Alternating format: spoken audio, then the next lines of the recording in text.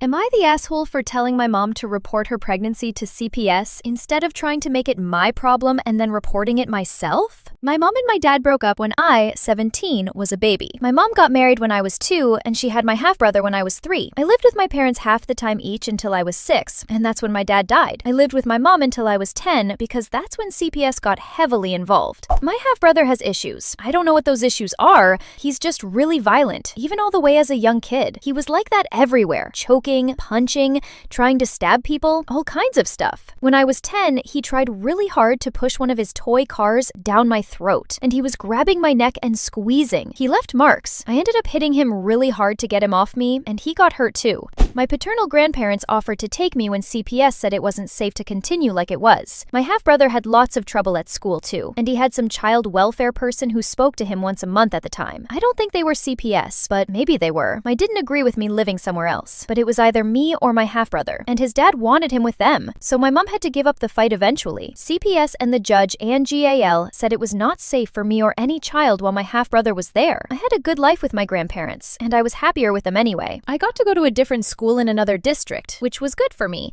because I didn't have to hear about my half-brother hurting other kids or hurting teachers. There was some shit with my dad and my mom's husband, so he didn't like me very much. Then I hated being forced to play with my half-brother, because he attacked me every time.